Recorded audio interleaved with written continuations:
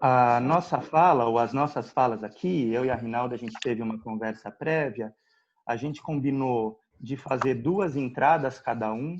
Então, eu vou falar, passo para ela, ela passa de volta para mim, eu passo uma vez mais para ela. Então, esse nosso primeiro momento, a gente pensou em fazer dessa forma, para que, num segundo momento, a gente possa conversar, debater, enfim, ouvir vocês também. Se a gente cortasse mais as falas de cada um, a gente pensou que correria o risco de comprometer o nosso raciocínio, a nossa análise. Então, a gente optou por fazer 2 entradas cada um. Bom, gente, só um minutinho. Eu vou pedir para vocês fecharem o microfone, quem tiver com o microfone aberto, que está dando bastante interferência. Geisa, eu acho que o seu está aberto. Obrigada. Agora foi, né? Bom. Então, assim, pensei em trazer, para começar, uma reflexão sobre o tempo. Acho que um dos motivos pelo qual a gente escolheu falar sobre Clarice, sobre uma das obras da Clarice, é que em 2020 ela faria 100 anos, né? Quer dizer, a gente está comemorando o centenário da Clarice, estamos comemorando o aniversário do Freud também hoje, né? Quer dizer, uma coincidência bastante interessante. Mas tem aí uma questão do tempo, da temporalidade que se coloca. Né?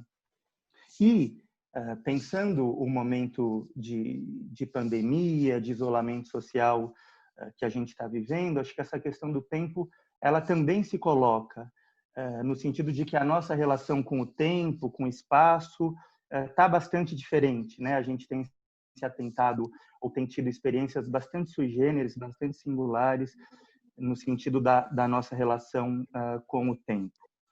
E aí me ocorreu um texto que eu li recentemente, do Ailton Krenak, né, um autor, um ativista do movimento socioambiental.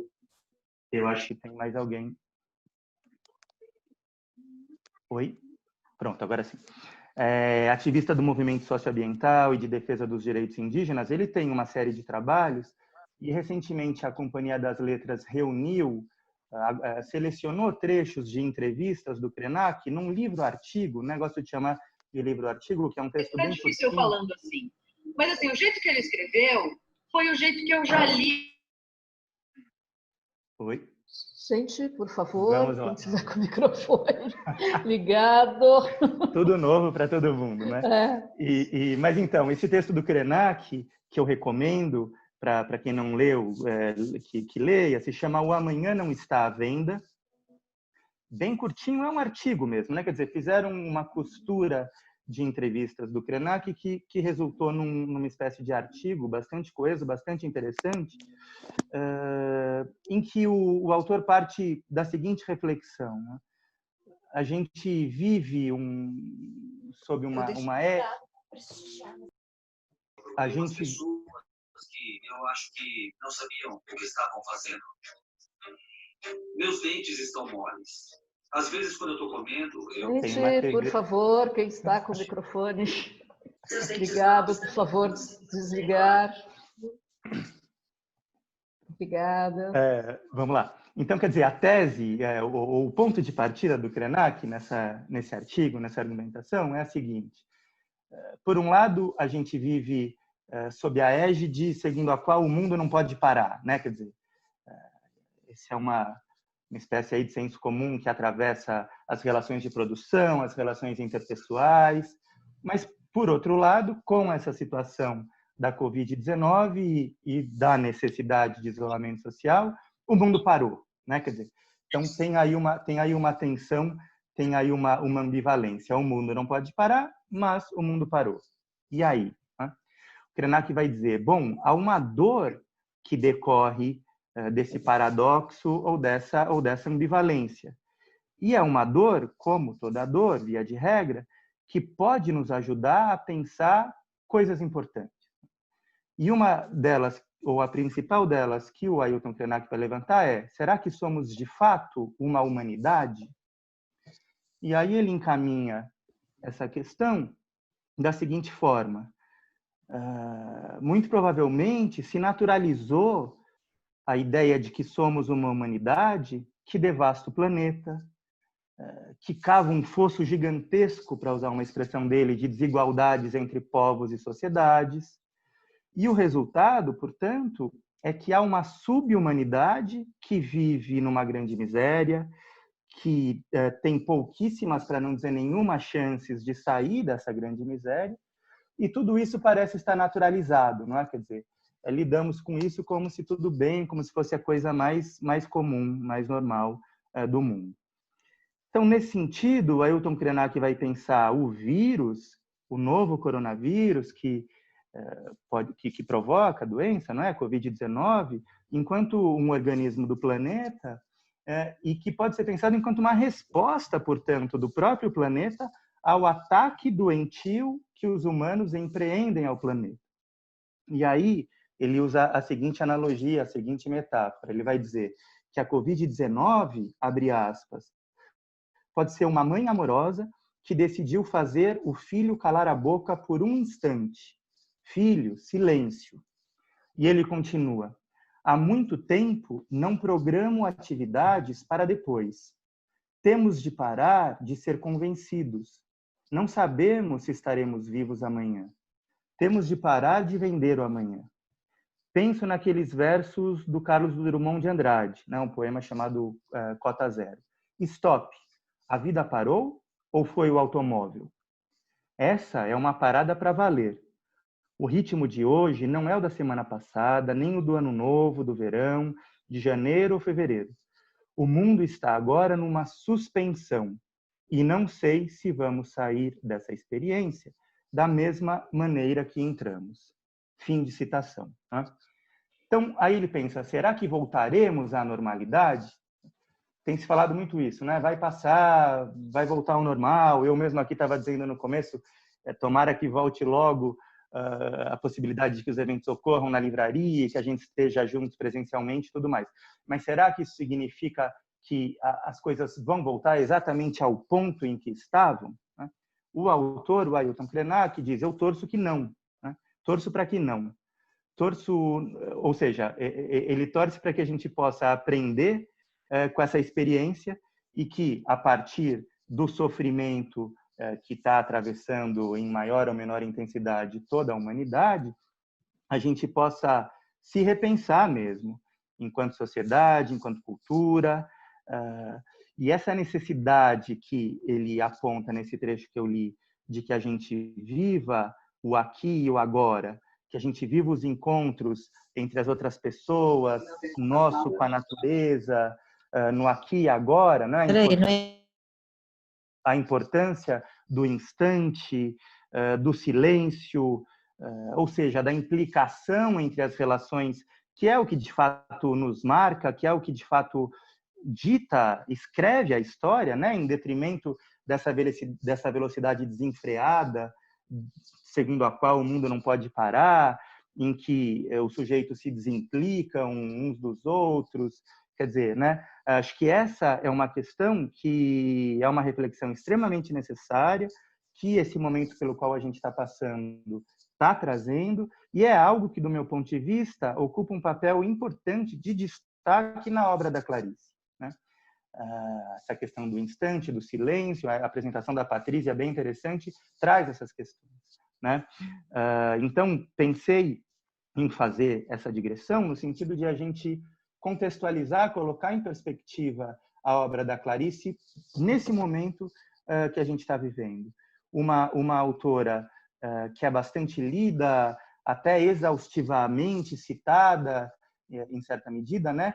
Mas que, ao mesmo tempo, de fato, tem uma obra muito potente que abre para muitas questões, e fico pensando em que medida não é especialmente atual se a gente considerar esse momento específico sem precedentes pelo qual a humanidade está passando. Né? Então, feito esse preâmbulo, entrar no romance A Paixão Segundo GH, um livro de 1964, a primeira publicação dele, um ano também super importante aí para o Brasil, e, enfim, né, acho que mais uma questão a se levar em conta. Um romance cuja, enfim, não é propriamente um romance, tem um enredo, mas me parece que o mais importante em A Paixão Segundo GH é que se trata da linguagem de uma experiência Experiência essa na qual o eu da narradora protagonista, título do livro, a GH, se constitui por meio de sua própria falibilidade, a partir de sua própria desconstrução. O que isso quer dizer? Bom, que a construção do romance e da própria GH é pautada, movimentada pela transgressão ou por uma espécie de transformação de valores, do dado, do constituído, do que se está naturalizado, né? Retomando aí a expressão do Krenak. E aí tem alguns aspectos formais, para quem não conhece o livro, que eu acho que vale a pena destacar, depois eu vou entrar mais, e a Rinalda também, em aspectos mais propriamente da história, mas há uma série de elementos que, numa primeira tomada de contato, já apontam para uma ruptura bastante significativa com a narrativa tradicional. Primeiro que o livro ele começa com reticências, ou 6 pontos, né? E termina com essas mesmas reticências, com esses mesmos 6 pontos. Uma aprendizagem, o Livro dos Prazeres, que é outro romance, termina com uma vírgula, quer dizer, né, a Clarice ela mexe muito com essa questão da pontuação e dos efeitos que isso pode implicar no corpo do texto. Um outro aspecto muito importante no A Paixão Segundo GH é que a frase que encerra o capítulo anterior é a que inicia o capítulo seguinte. Então, você tem aí uma noção de continuidade ou de narrativa que se debruça sobre si mesma, por um lado, mas, por outro lado, um outro aspecto importante, se trata de uma narrativa que é endereçada a um outro, né? A mão decepada, como ela se refere em alguns momentos, talvez o ex-companheiro de cuja relação amorosa a narradora recém saiu, o próprio leitor. Então, essa questão do endereçamento para um outro, ela é bastante premente, ela é bastante forte, de modo, então, que se trata de um testemunho endereçado a um outro, um interlocutor, que reflete si mesmo, que filosofa sobre si mesmo, e é nesse movimento que ele vai ocorrendo, que ele vai sendo criado, que o próprio livro se instaura. Para quem já teve a oportunidade de ler Clarice, mais especialmente A Paixão Segundo GH, fica aquela impressão de que tudo é muito relevante, né? Quer dizer, o livro ele fica, para quem tem o hábito de ler riscando, absolutamente rabiscado. Quer dizer, tudo importa, né? Cada frase tem um potencial expressivo impressionante, o que abre, portanto, para muitas questões, marca da literatura da Clarice, que eu havia apontado há pouco. Então, acho que tanto eu quanto a Rinalda, a gente vai procurar eleger algumas delas, né? Quer dizer, é um livro cuja discussão seria interminável. Então, eu vou ler aqui um trechinho do começo do romance, em que a GH diz o seguinte, né, a narradora. Olhava de relance o rosto fotografado e, por um segundo, naquele rosto inexpressivo, o mundo me olhava de volta também inexpressivo. Este, apenas esse, foi o meu maior contato comigo mesma? O maior aprofundamento mudo a que cheguei, minha ligação mais cega e direta com o mundo. Então, a GH, olhando a própria imagem, o seu rosto fotografado, se perguntando, bom, o que será que esse rosto fotografado pode conter? E aí, vou mencionar aqui um outro texto da Clarice, é uma crônica que ela publicou também nos anos 60, 1960 a 1961, num jornal que se chamava Diário do Norte, cujo diretor de redação era o Alberto Dines, em que a Clarice assinava uma página feminina, quer dizer, então textos dirigidos a mulheres, com pseudônimo. Ela assinava como Ilka Soares. Então, Clarice Lispector já era uma ficcionista, uma escritora conhecida, né? E fazia esses textos na condição de ghostwriter da Ilka Soares. Essas crônicas estão reunidas em um livro editado pela Rocco em 2006, que se chama Correio Feminino, e tem uma crônica cujo título é Como Ser Você Mesma na Fotografia. Então, a Clarice, ou a Ilka Soares, enfim, está lá conversando com as leitoras, e nessa crônica ela dá instruções de como se portar no dia de tirar um retrato. Vou ler aqui o primeiro parágrafo dessa crônica, bem curtinho, porque acho que ele dialoga bastante com essa questão do GH que eu acabei de ler. Então, diz o seguinte: dia de tirar retrato para quem não está habituada é coisa séria. O problema é como sair no retrato com um ar reconhecível, um ar de você mesma, mas o melhor de você mesma. Então, tanto no romance a GH falando, quanto na crônica a Clarice / Ilka Soares escrevendo, me parece que tem essa questão, não é? Quer dizer, da imagem do próprio rosto, o negativo revelado, a fotografia, e aí, trazendo para a psicanálise, são questões que fazem pensar num Heimlich freudiano, né? Aquela sensação de estranha familiaridade de que fala Freud, que está no célebre ensaio de 1919, que aqui no Brasil ficou conhecido por muitos anos como O Estranho, que foi a tradução adotada pela Standard, da Imago, e aí já tem vindo uma série de outras, destaco aqui duas, né? O Inquietante, da Companhia das Letras, tradução Paulo César, e o Infamiliar, da Autêntica, que é uma tradução mais recente, essas duas últimas direto do alemão. O livro saiu o ano passado, em comemoração aos 100 anos, até vi que a Mônica postou lá na listinha essa edição. Não é bem interessante essa coleção da Autêntica, as obras incompletas de Sigmund Freud, né? Eles elencam por temas e não por ano de publicação. E, bom, nesse ensaio, para quem não é muito familiarizado com a psicanálise ou não conhece propriamente esse texto, vou fazer aqui um breve resumo. O Freud ele se debruça, sobretudo, sobre as relações entre as artes, a estética, ou mais notadamente a literatura fantástica do século XIX e a psicanálise, investigando as motivações em uma obra que podem provocar no leitor, no espectador, a impressão, o efeito de infamiliar, de estranhamento, de inquietude. Né? Então, no primeiro bloco, na primeira sessão do texto, a partir de um minucioso trabalho, de um minucioso estudo da palavra unheimlich em diversos idiomas, o Freud vai concluir, e aqui eu o cito diretamente, que o infamiliar é uma espécie do que é aterrorizante, que remete ao velho conhecido, a muito íntimo. A célebre tese do Freud de que o infamiliar é o familiar. Citando outro autor, o Schelling, para quem o infamiliar seria tudo o que deveria permanecer em segredo, oculto, mas que veio à tona, o Freud vai considerar o infamiliar enquanto o efeito disparado pelo retorno do mesmo, como sabemos, o retorno do recalcado, àquilo que remonta à vida psíquica infantil. E na apresentação que a Patrícia faz da Clarice, também parece que tem essa leitura, né? Quer dizer, que a obra da Clarice, ela traz esse tipo de questão. Então, nesse sentido, a infamiliaridade, portanto, se corresponde com o que temos de mais íntimo, mais fundante, mais revelador, né? Daí a tese de que é o que temos de mais familiar. Voltando o foco para a obra da Clarice, o silêncio, o mistério, o instante na obra da Clarice me parece que despertam no leitor essa sensação de infamiliaridade, né? Acho que esse é um tema, claro, é um tema caro, claro, talvez também, mas caro, a Clarice, que está presente nessa passagem do GH que eu li sobre a fotografia, mas que está presente ao longo de todo o livro, né?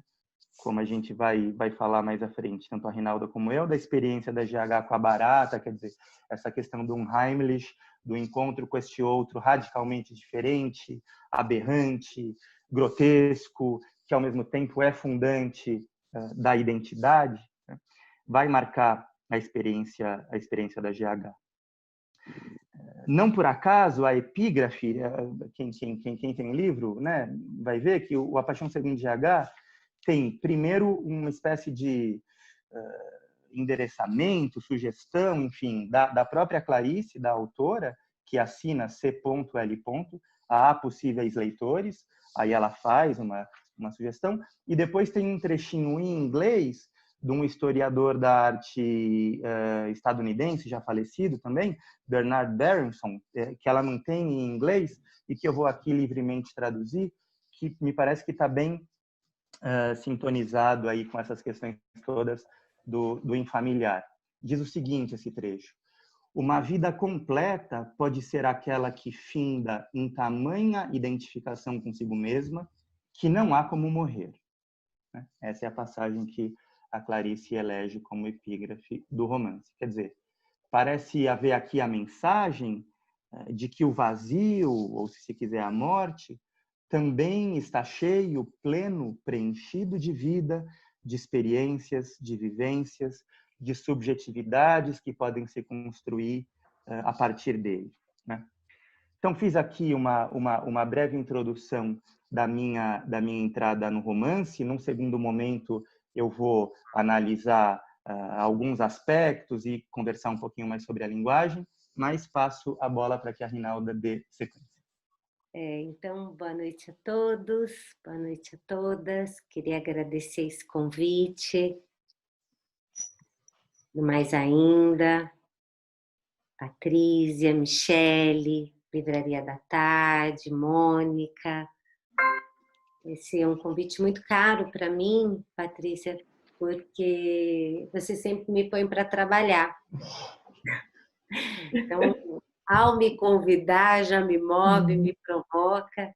E mais ainda com esse tema, né, com Clarice, com esse tema que é tão caro para mim, né? Pensar a psicanálise e a arte, né? Que é um tema que eu estou, inclusive, endereçando como uma questão agora para o meu doutorado. Então, é um privilégio poder falar disso. Quando veio o convite, eu sabendo que era o Renato, fiquei muito feliz, porque aprendo muito com o Renato, um grande interlocutor. Então, obrigada, Renato, também. Muito bom estar aqui fazendo essa aventura, né, com vocês, a partir de Clarice. E o que dizer de Clarice? Né? Eu fiquei muito preocupada que eu não queria achatar, né, com palavras esses espaços e esses silêncios dela. E fiquei pensando que eu queria, porque foi assim, quando veio o convite, eu fui reler o texto da Clarice, A Paixão Segundo GH. Porque eu tinha lido há 30 anos atrás, aos 15 anos. Então, ler agora foi uma outra relação com o texto. E eu fiquei muito impressionada de pensar como a arte pode levar a gente num lugar que a teoria, às vezes, se esforça tanto para chegar. Aí eu me lembrei de uma frase do Quinet, que não é para aplicar a psicanálise à arte, mas implicar a psicanálise na arte. Então, esse vai ser o meu esforço. Né? Sempre que a gente faz uma fala, a gente vai para o autor, para Lacan, para Freud e assim por diante, para contextualizar um conceito, uma fala. Eu vou fazer o contrário. Eu vou pensar a psicanálise e quero pensar como Clarice consegue chegar nesse lugar que é tão difícil de dizer, de teorizar. E aí eu estava comentando com o Renato que eu queria fazer esse caminho, né, de inverso, de usar a arte da Clarice para pensar a teoria, e ele me lembrou de um texto muito lindo, né, que é uma carta que Freud escreve para o Arthur Schlichter, não sei pronunciar direito em alemão. E é uma carta recente, porque não foi publicada há muito tempo. Freud pede, ainda mais hoje, aniversário de Freud. Então, quero ler para vocês, porque é um momento íntimo dele, que ele fala disso que eu estou colocando para vocês, né? Por um escritor. Ele pede para essa carta não ser apresentada para ninguém, nem estranho, nem conhecido, só depois que ele morresse. Então, eu achei muito oportuno poder falar de que lugar eu quero falar de Clarice, né? E podendo me apoiar, né, em Freud. Sempre me atormentei com a... Então, aspas, né? Não vou ler a carta toda. Estou fazendo um recorte aqui. Sempre me atormentei com a pergunta sobre a razão por que em todos esses anos nunca procurei conhecê-lo, nem conversar com o senhor, ignorando, é claro, a possibilidade de que minha tentativa não fosse bem recebida pelo senhor. A resposta contém a confissão que me parece íntima demais. Acho que evitei o senhor por causa de uma espécie de relutância em conhecer-me sozinha. Não que eu me incline facilmente a identificar-me com outrem, ou que pretenda fazer pouco da diferença de talento que me separa do senhor, mas todas as vezes em que me absorvo profundamente nas suas belas criações, pareço sempre encontrar, sob uma superfície poética, os mesmos pressupostos, interesses e conclusões de que me alimento. Uma preciosidade. Por quê? Quando eu fui reler Clarice, olha onde ela leva, né? Como ela consegue, né, fazer o sujeito aparecer, né? Como ela consegue, através da arte e da escrita dela, né? Através dos silêncios, dos travessões, da pontuação, né? Ela consegue circundar, desenhar, né? Aquilo que a gente só pode fazer pela lógica e pela poética, e só pode circundar, que é o real, que é o impossível, né? Ela é arrebatadora nesse sentido. Então, é por aí que eu quero pensar. Não acho justo com a Clarice dizer que ela é só hermética, né? Eu acho que ela é profundamente hermética, lembrando, né, o que o Renato traz, de como ela é capaz de terminar um romance com uma vírgula, né, ou com travessões, e assim começar um outro texto. Eu acho que tem algo que ela vai dizendo, né? Não é, não é, não é, não é, né? Aquilo que não cessa de tentar se inscrever, né? Tem algo da Clarice que causa na gente. Não é, ela desliza, né? Mas, então, acho que nesse sentido ela é profunda, porque é como se ela fosse lá no umbigo, né? Ela vai no umbigo dos sonhos, né? Na coisa freudiana, né? Vai lá na Dasdim. Mas pensando que ela tem Macabeia, pensando que ela eu esqueci agora aquele é um texto mineirinho, né? Que ela vai falando dos tiros, e muito implicada com a questão social, né? Que está em jogo, que ela falava que um só tiro mataria e que o resto que a polícia fez ali foi sede de matar.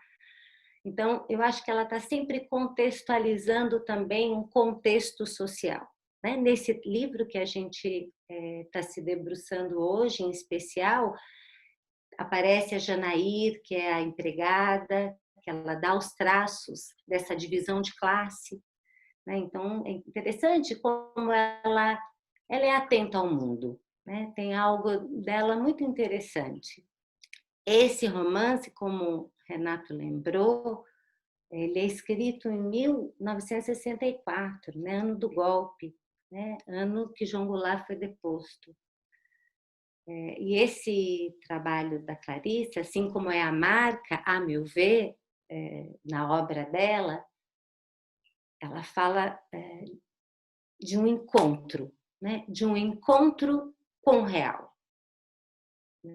E ali o real pode aparecer. Aí a gente pode falar do real, mas a partir de uma trombada, né? Tem algo, né, que é muito impactante e que faz alguma outra coisa aparecer, alguma outra coisa se revirar. E eu pensei que a gente está num encontrão, né? Pensando nessa coisa linda que o Renato traz do tempo, da questão do que vai ser o amanhã, né? Que mundo é esse de volta que a gente quer, né? Que reflexão linda. E eu pensei nesse encontrão, né? do Covid, né? Aí também pensar que a arte consegue dizer coisas incríveis, né? Eu não consigo me lembrar agora, mas me ocorreu uma frase do poeta, que a gente faz os planos e Deus ri, né? Porque é isso, a gente quer ter o controle, quer saber o que vai acontecer, aí tem esse encontrão. Então, eu acho que nesse sentido, a Clarice, ela lembra, né, a gente, através desses vazios, através desses espaços, através desse encontrão, desse real, né, ela faz a gente pensar, né, nesse não todo, né, nessa falta, nesse vácuo, nessa vacuidade da vida. A gente quer completude, a gente quer certezas, a gente quer um monte de coisa e ela vem e tira a gente das nossas certezas.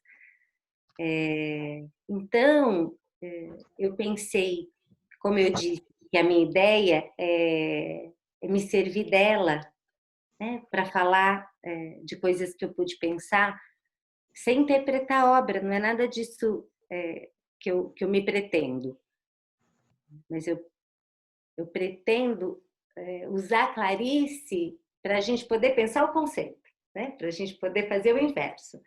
Então, acho que o Renato me ajudou muito com a boa apresentação dele, do que é a obra da Clarice, e eu vou começar a contar de que lugar GH começa esse livro, né? Que lugar a GH está no começo desse livro, que eu acho que é muito interessante.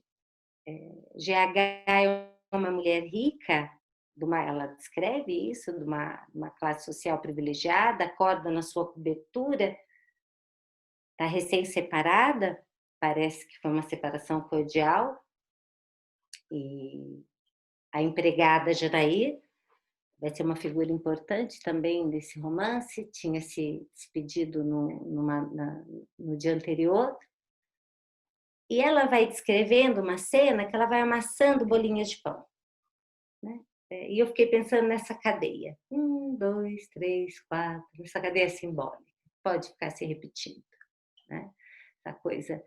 E ela vai falando de um lugar de uma classe social, num apartamento, um pouco de como se ela soubesse quem ela é, mas alguma coisa, eu acho que vem com a separação, que dá um desencaixe. Então, eu vou ler para vocês, eu acho que aqui, só Clarice para dizer uma coisa tão linda dessa. Perdi alguma coisa que me era essencial e que já não me é mais. Não me é necessário, assim como... Opa! Acho que deu retorno. Não me é necessária, assim como se eu tivesse perdido uma terceira perna, que até então me impossibilitava de andar, mas mais fazia de mim um tripé estável. Essa terceira perna eu perdi e voltei a ser uma pessoa que nunca fui. Voltei a ter o que nunca tive, apenas 2 pernas. Sei que somente com 2 pernas é que posso caminhar, mas a ausência inútil da terceira perna me faz falta e me assusta. Era ela que fazia de mim uma coisa encontrável por mim mesma e sem sequer precisar me procurar. Estou desorganizada porque perdi o que eu não precisava. Incrível, né? Então, acho que aqui ela vai contando que tem alguma coisa que ela pensa de si, que já deu um desencaixe, que tem a ver com essa separação, que ela acorda sozinha. Tem alguma coisa que começa a entrar num processo de desconstrução. E aqui é muito bonito que aqui alguma coisa começa a desencontrar. É como se ela dissesse que ela perdeu algo, que ela não precisava. Eu fiquei pensando na neurose, né? Nessas coisas que a gente vai construindo, que a gente acha que precisa, nessas amarras, nessas coisas que a gente fica muito agarrado. E, ao mesmo tempo, ela vai dizendo que ela sabe exatamente quem ela é, né? E aqui é muito bonito, eu quero ler para vocês, porque eu acho que ela está muito nessa ideia de saber de si. Naquela manhã, antes de entrar no quarto, eu vou com vocês até o quarto. Depois eu vou voltar a falar para o Renato. Naquela manhã, antes de entrar no quarto, o que era eu? Era o que os outros sempre haviam visto. Era o que os outros sempre me haviam visto ser.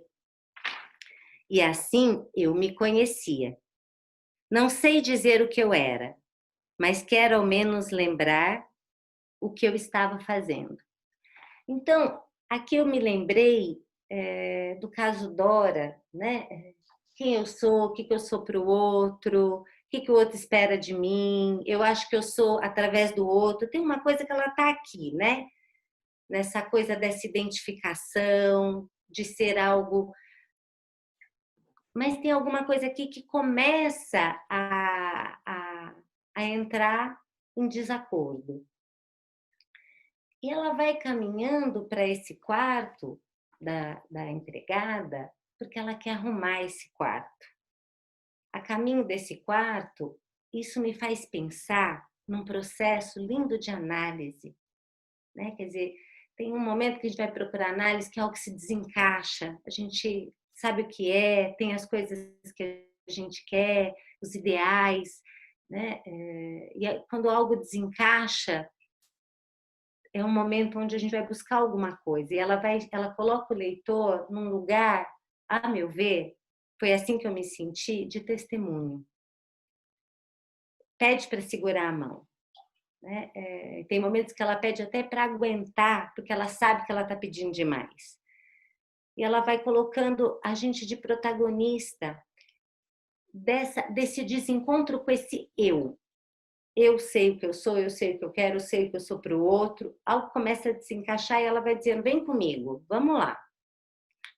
Fazendo esse endereçamento para o outro. E nesse caminho que ela vai para o quarto, as coisas já vão ruindo.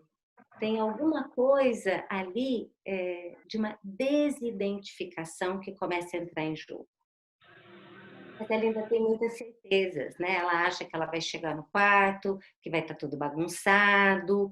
E aí que eu acho que aparece esse traço dela de toda uma questão de classe social, né? Que ela vai falando da empregada e que vai estar uma bagunça, e ela imagina que vai estar escuro. E aí ela entra lá, o quarto está claro, todo arrumado. E tem algo inscrito na parede. É um desenho. Mas ela escreve que é uma inscrição. E ela se depara com o olhar da empregada para ela. Ela diz, como o Janair me vê. Então, de novo, essa coisa do olhar, né? Que o Renato traz na fotografia, como é que ela olha para ela mesma, quem ela é, como é que ela acha que o outro a vê. E ela se depara com o olhar da empregada, né? E é um olhar que parece que dá uma desterritorializada nela, né? E é muito interessante, eu quero ler para vocês.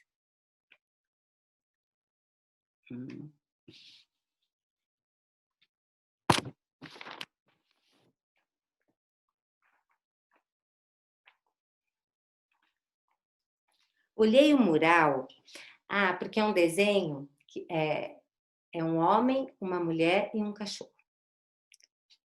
Olhei o mural onde eu devia estar sendo retratada, eu, o homem. E quanto ao cachorro, seria este o epíteto que ela me dava? Havia anos que eu só tinha sido julgada pelos meus pares e pelo meu próprio ambiente, que eram, em suma, feitos de mim mesma e para mim mesma. Janair era a primeira pessoa realmente exterior de cujo olhar eu tomava consciência. Uhum. Ali deu uma revirada, né? E ela cai, e ali eu acho que algo se algo muito profundo acontece com o encontro desse olhar, né? Mas ainda esse olhar é um olhar, né, que está aqui, né? Que eu sou para o outro, que o outro é para mim. Aí ela cai e encontra a barata, né?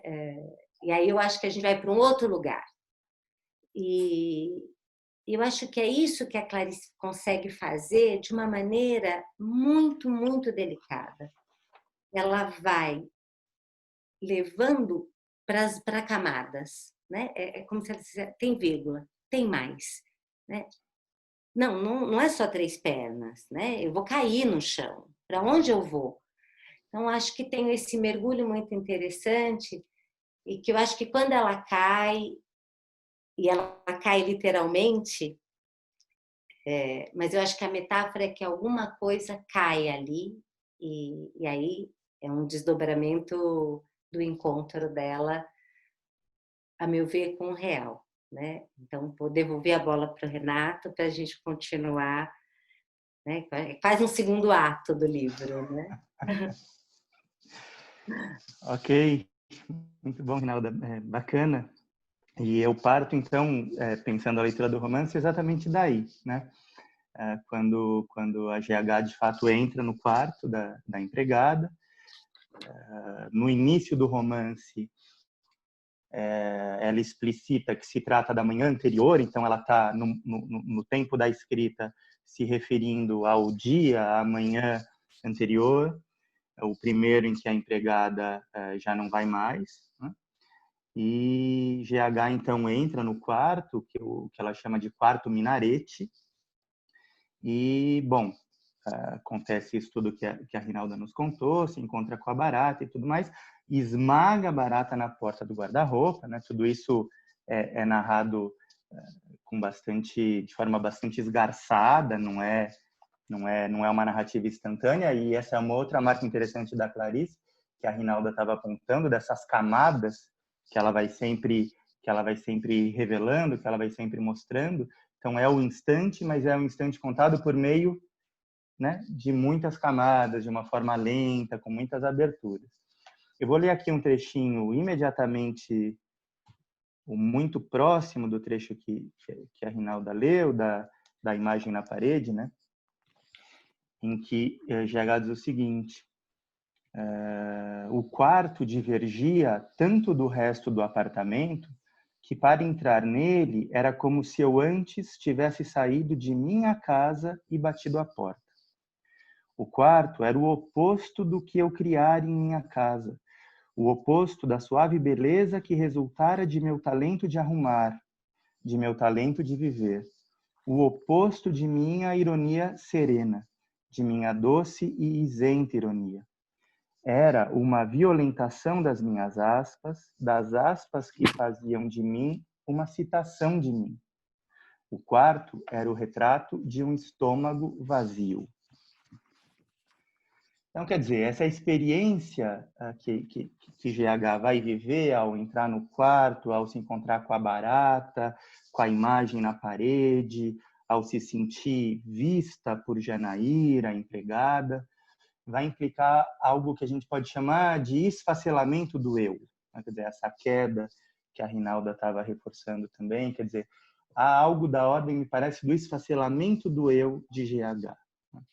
E, de novo, aqui, essa questão do quarto, do estranho dentro da própria casa, a gente pode pensar nessa noção freudiana do infamiliar.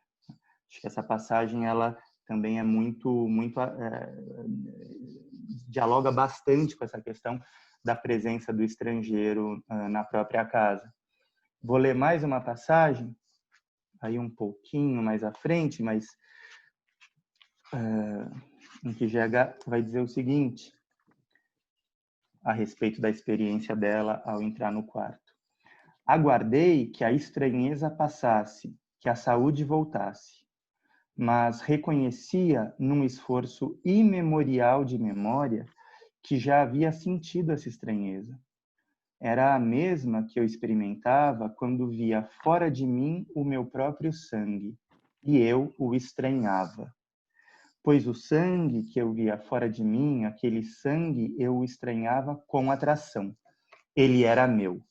Quer dizer, algo que parece estar, de fato, em bastante articulação, em bastante sintonia com o que o Freud fala, escreve lá no Infamiliar, e acho que muito nessa chave de que a Rinalda estava trazendo, não que Clarice necessariamente tivesse lido o texto ou mesmo que conhecesse esse texto do Freud, tivesse se inspirado nele para escrever essa passagem. Não, né? Quer dizer, parece que são dois autores falando de questões humanas muito próximas, muito próprias, né?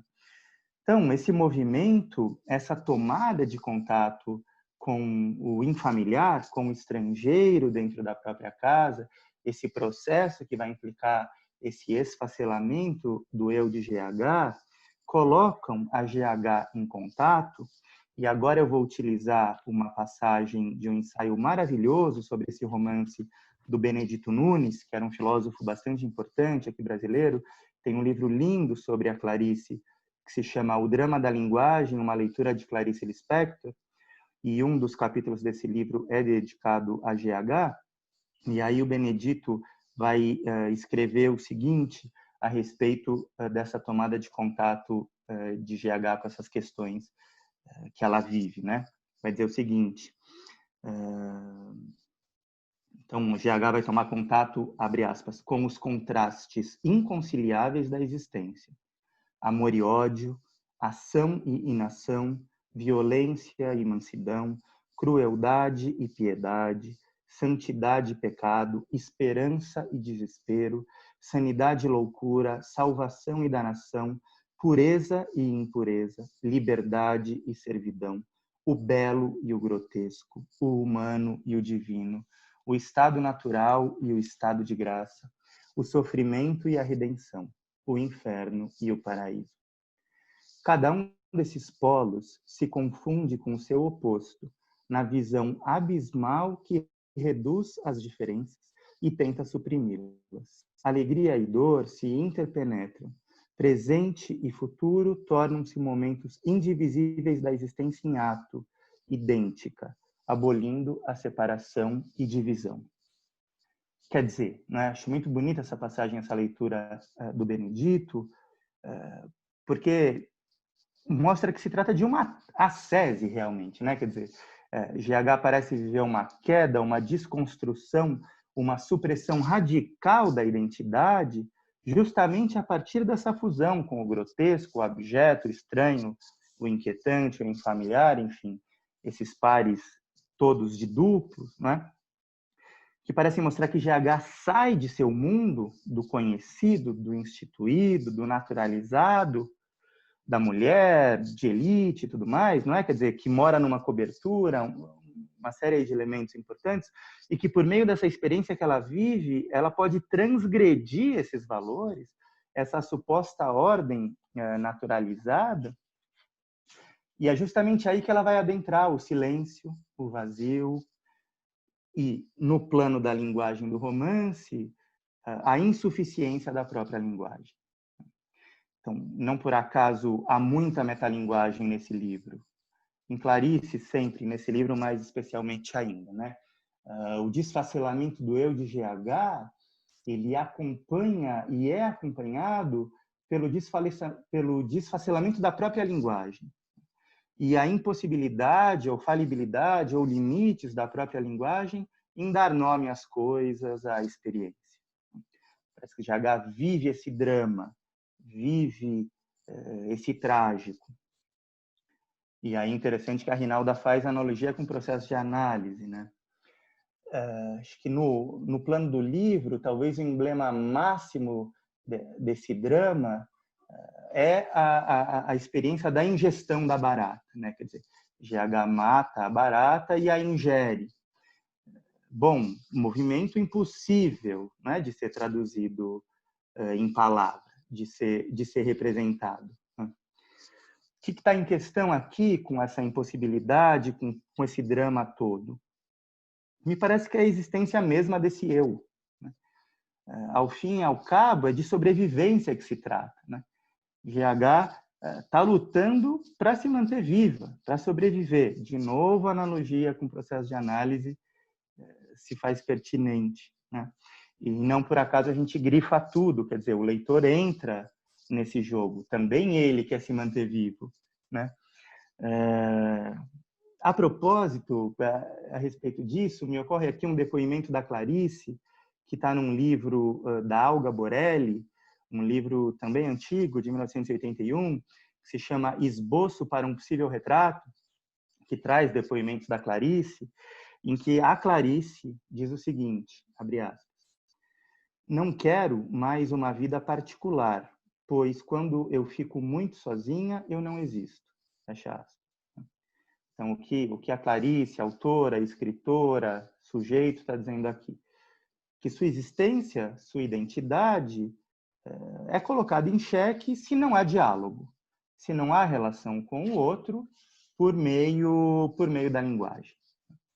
Então, quer dizer, voltando a GH e a personagem da Clarice, a narradora, que é uma extensão, né, do autor, quer dizer, da autora, não por acaso o outro a quem GH se dirige, e a Rinalda também reforçou essa questão do testemunho, de que é algo dito ao outro, é essa mão decepada de que eu falei agora há pouco, não é? O próprio leitor, em última instância, que também é um outro esfacelado, esburacado, né? A Judith Rosenbaum, professora de literatura brasileira aqui da Universidade de São Paulo, tem um trabalho muito interessante sobre a Clarice, em que ela analisa esse endereçamento da GH ao outro na chave do sadismo, né? Então, essa terceira perna que manteria aí um certo equilíbrio, a GH fincada no solo, mas é um outro também que GH trata com certa maldade, né? Com certa crueldade. Mas é justamente dessa experiência cruel, infamiliar, levada ao limite, dessa perda do eu, dessa iminência de não existir, desse silêncio, dessa solidão, dessa experiência que a gente pode considerar uma experiência negativizada, né? Mas ao mesmo tempo compartilhada com um outro, que GH reduzida às iniciais, GH, justamente, né? Quer dizer, é uma redução limite, e o próprio romance se constituem transformados, né? Daí a força, a potência e a existência do romance mesmo e da própria GH. Não é aleatório? Diga. A gente está com um pouquinho mais de 5 minutos. Tá, estou encerrando. Não é aleatório que no fim do livro GH se defina o que eu não sou, eu sou, né? Quer dizer, é justamente essa coragem para transgredir, é por meio desta forma negativizada que ela se comunica. E aí me ocorre uma outra analogia de um autor que eu gosto muito, que é o Maurice Merleau-Ponty, um fenomenólogo francês, que vai dizer: a linguagem diz ao renunciar a dizer as coisas mesmas. Portanto, a linguagem é silêncio. Me parece que a Clarice encampa também essa transmissão, né? Ela diz também no fim do livro: pois como poderia eu dizer sem que a palavra mentisse por mim? Quer dizer, esse paradoxo, essa dualidade que movimenta o livro. E aí eu já encerro com mais uma passagem do artigo, do capítulo do Benedito, que eu mencionei, né? Se a gente se lembrar que o livro começa com reticências e termina com as mesmas reticências, quer dizer, parte de um invisível, parte de um silêncio, traz o silêncio o tempo inteiro e volta para esse invisível, para esse silêncio, o Benedito vai dizer o seguinte: em A Paixão segundo GH, a narração caminha, por assim dizer, à contracorrente da experiência narrada. É o paradoxo egológico desse romance. A narração que acompanha o processo de desapossamento do eu e que tende a anular-se justamente com este.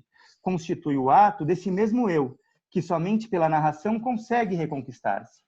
Que é esse movimento ambíguo que eu estava contando, não é? Por isso mesmo, segue o Benedito, extrema-se aqui o drama da linguagem. A narrativa é o espaço agônico do sujeito e do sentido, espaço onde ele erra, isto é, onde ele se busca, o deserto em que se perde e se reencontra, para de novo perder-se. Perder-se também é caminho, não por acaso é o título aqui da nossa conversa, né? Juntamente com o sentido daquilo que narra, num processo em círculo que termina para recomeçar e cujo início não pode ser mais do que um retorno. Bom, encerro a minha primeira exposição e devolvo para a Rinalda. Não sei como é que vai ficar a questão do link. Eu acho que a gente, infelizmente, não vai ter como discutir, que a gente está com 4 minutos só. E a gente tinha agendado 2 reuniões, né?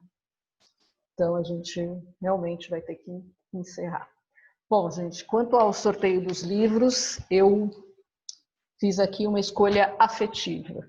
Tem gente de Curitiba que já acompanha o projeto aí há bastante tempo também.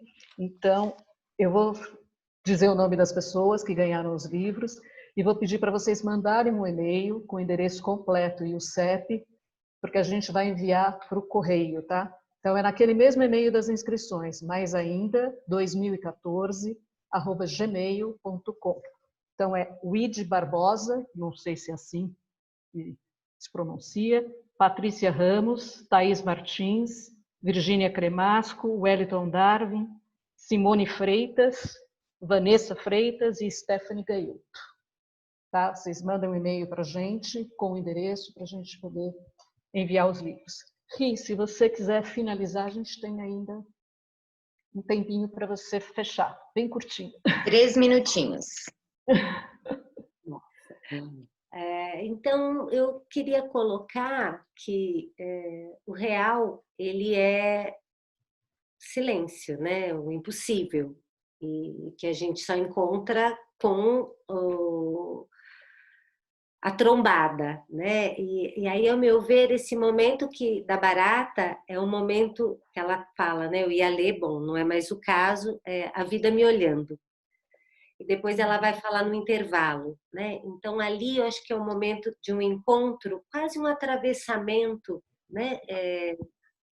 Do fantasma na análise, e continuando em Clarice, um atravessamento do espelho, né? É um momento onde já não tem mais esse outro a qual eu fico me endereçando, já é bem pensando no seminário da ética mesmo, né? Que está lá das Jing e o objeto A, quer dizer, é um lugar de uma transcendência maior, né? Se eu quiser falar com Deus, eu tenho que me despir, né? Pensando em Gilberto Gil. Então, acho que é um momento bem final de análise, onde a gente consegue deixar coisas cair, fazer atravessamentos importantes, deixar a terceira perna cair sem tanta vertigem. Eu acho que a Clarice consegue lindamente esse lugar. Ela consegue levar a gente nesse além, nesse, né, a mais.